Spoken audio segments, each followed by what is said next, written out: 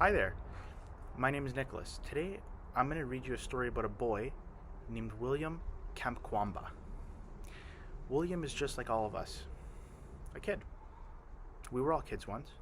We like to see and explore things differently. Where I am right now, you're going to hear probably a couple wind gusting through the leaves, possibly a few airplanes going towards their en route, and various cars passing by. These are all things and sounds that William wondered how.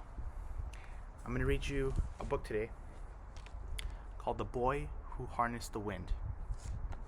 And this is a true story. In a small village in Malawi where people had no money for lights, nightfall came quickly and hurried poor farmers to bed. But for William, the darkness was best for dreaming.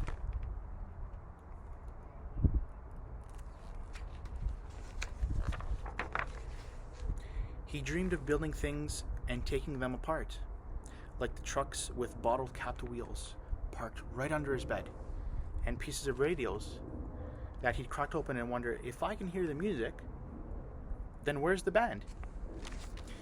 His grandpa's tales of magic also whispered in the pitch black of his room. Witch planes passed through the window while ghost dancers twirled around the room as if 100 men were inside their bodies.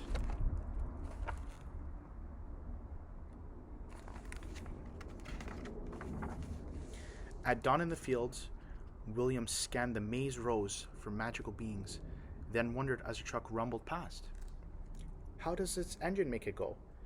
Pay attention where you throw that hoe, his father shouted. You'll cut off your foot. So this is the hoe here. Very sharp. So we definitely don't want to hurt ourselves with that. For all its power over dancers and flying things, magic could not bring the rain without water. The sun rose angry each morning and scorched the fields, turning the maize into dust. Without food, Malawi began to starve.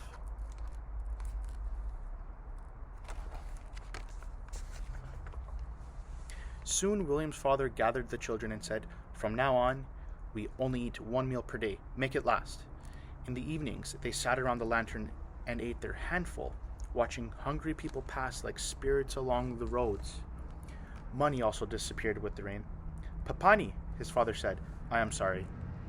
You will have to drop out of school." Now William stood on the road and watched the lucky students pass, alone with the monster in his belly and the lump in his throat. For weeks, he sulked under the mango tree until he remembered the library down the road, a gift from the Americans.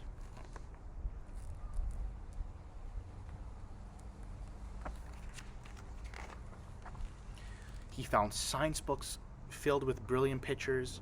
With his English dictionary close by, William put together how engines moved those big trucks and how radios pulled their music from the sky. But the greatest picture of all was a machine, taller than the tallest tree with blades, like a fan. A giant pinwheel, something to catch magic. Slowly, he built the sentence, "Windmills can produce electricity and pump water."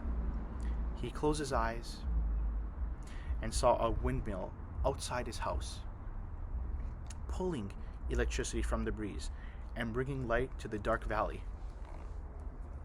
As we know, William is a really big thinker.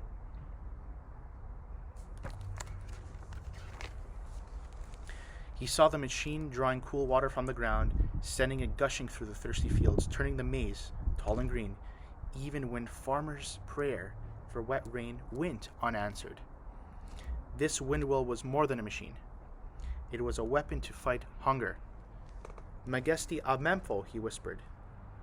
"I will build electric wind."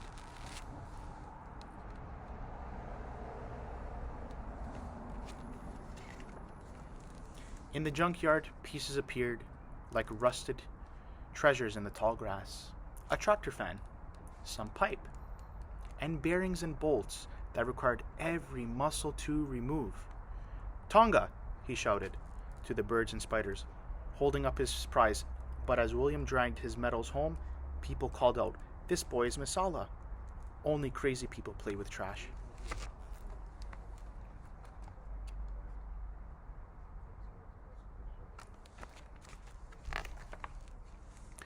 After many weeks, William arranged his pieces in the dirt: a broken bicycle, rusted bottle caps, and plastic pipe.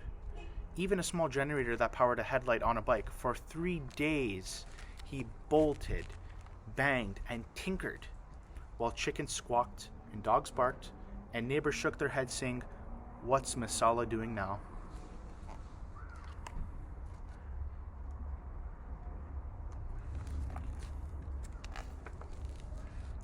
His cousin Jeffrey and best friend Gilbert soon appeared. "Muli Bwanji," they greeted. "Can we help with electric wind?" "Grab your pangas and follow me," he said, and took them into the forest. Together, they swung their sharp blades into the trunks of blue gum trees and hammered them together to make the tower. Standing atop, William shouted, "Bring it up!"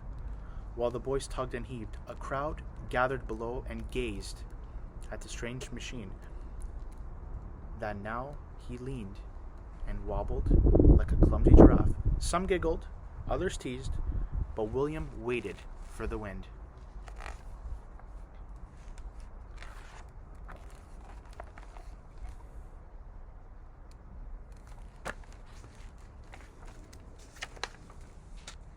Like always, it came.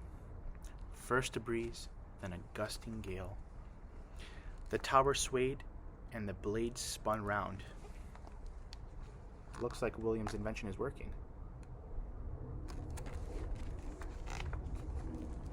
With sore hands, one showed by hunger and darkness, William connected 2 wires to a small bulb, with flickering at first, then surged, as bright as the sun.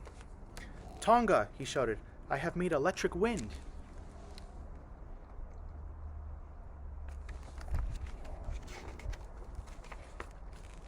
"Wachi bueno," a man yelled. "Well done." As the doubters clapped and cheered, William knew he had just begun. Light could not fill empty bellies, but another windmill could soak the dry ground, creating food where once there was none. Magesti a memfo, electric wind, can't feed my country, William thought.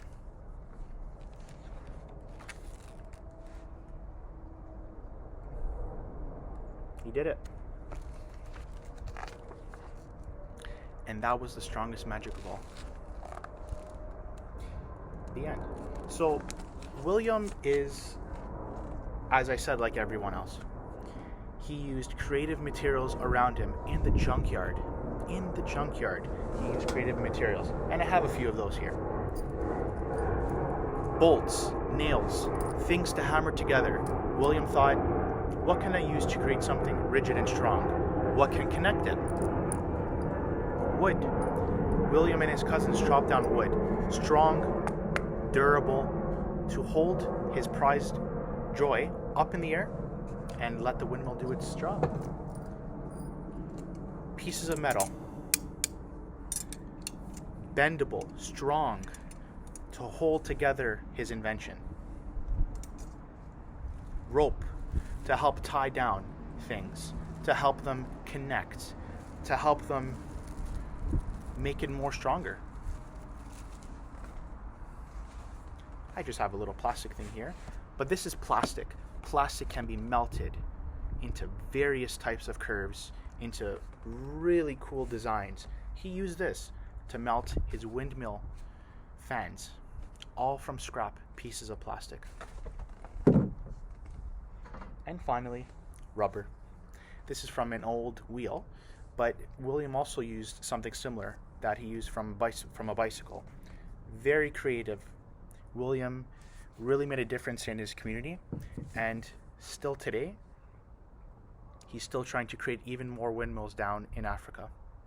Thank you for listening, and I hope you enjoyed The Boy Who Harnessed the Wind. Thank you. Bye-bye.